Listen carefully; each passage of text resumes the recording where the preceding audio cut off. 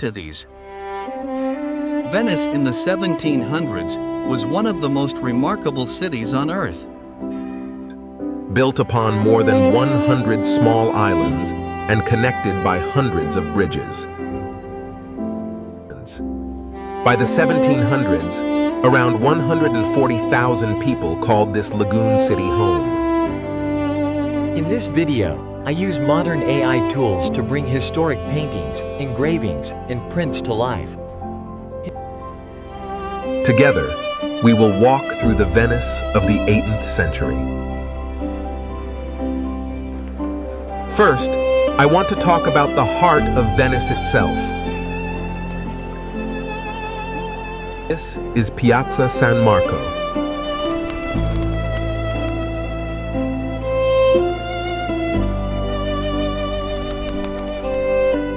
This view shows the famous square in the early 18th century. In the midground rises the magnificent Basilica di San Marco. The sounds here were constant. Church bells echoed across the square. Yet beneath the elegance, tensions existed. The wealthy passed through with confidence, while laborers struggled. For centuries, Piazza San Marco represented the power of the Venetian Republic. Here, religious ceremonies unfolded beside political rituals. By 1797, everything changed. Napoleon Bonaparte ended more than one. Remarkably, this is a place you can still visit today. Standing there now, surrounded by tourists and cameras, it is still possible to imagine the footsteps of those who crossed these same stones more than 300 years ago.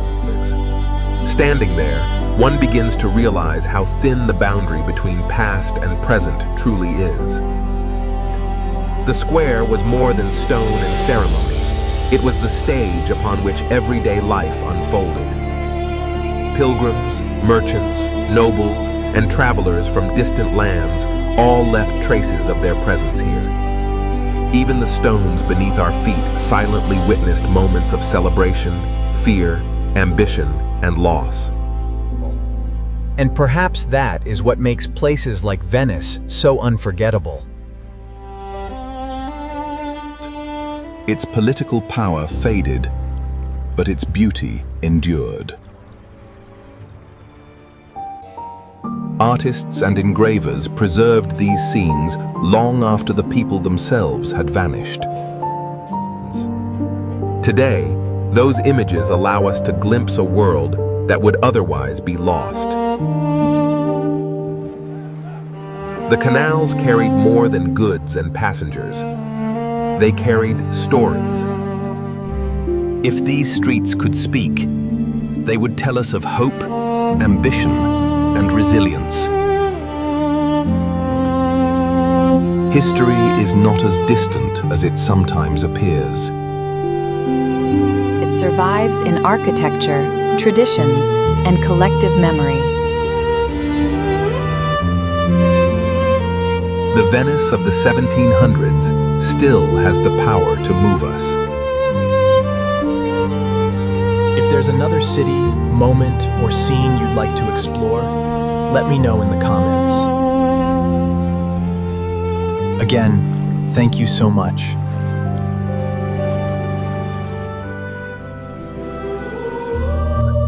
As the last light faded across the lagoon, Venice seemed suspended between memory and myth. Beneath the surface of grandeur lay countless, untold human stories. The city awakened each morning to the sounds of trade and devotion. Travelers from across Europe carried home memories of this extraordinary place.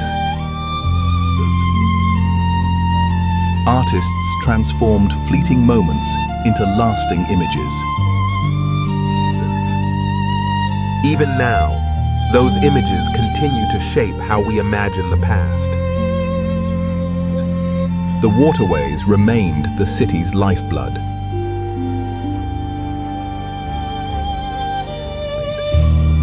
Behind every palace facade, stood generations of ambition and sacrifice.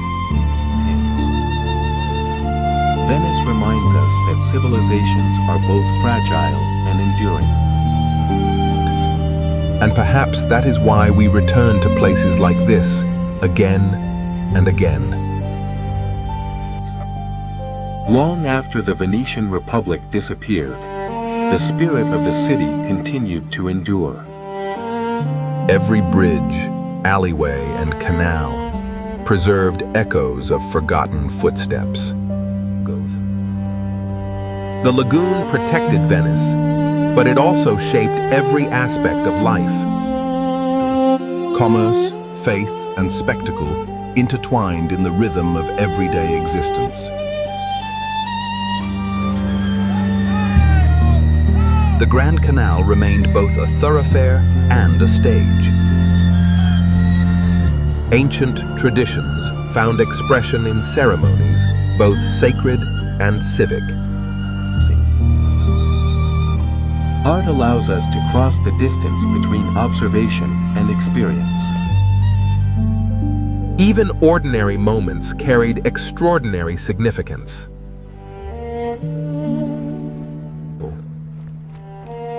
The past survives not only in monuments, but in imagination. And Venice, perhaps more than any other city, invites us to remember. Beyond the grandeur of the palaces, Venice was a city of workers. And a state. Shipbuilders, merchants, and artisans sustained the city's prosperity. The city's markets overflowed with goods from distant shores. Yet prosperity was never shared equally.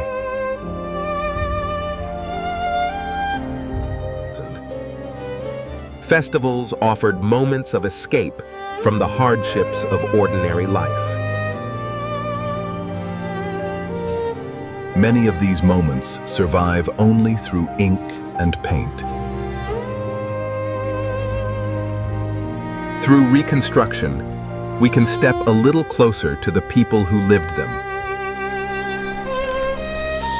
Through Reconstruction, we can step a little closer to the people who lived them. Their hopes and anxieties were not so different from our own.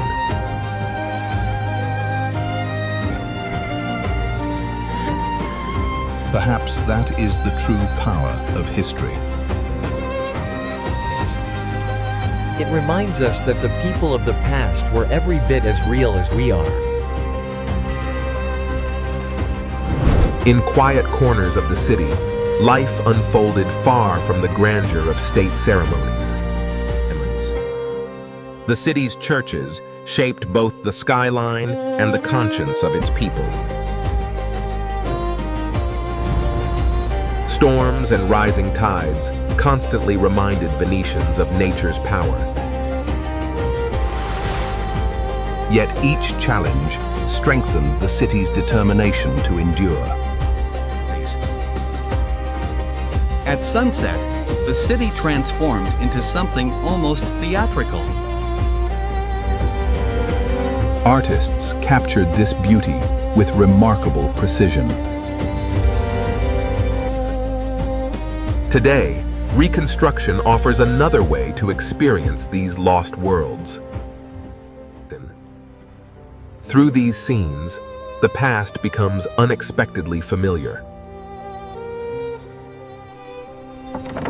Across centuries, the human experience remains deeply recognizable.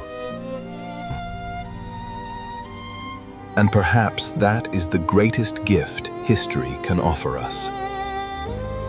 Because when we look closely, we are no longer only observing the past, we are standing inside its echo. Venice teaches us that cities are not just structures, but living memories shaped by human hands. Every canal, every bridge, and every stone carries the imprint of countless lives. And even in silence, the city continues to speak.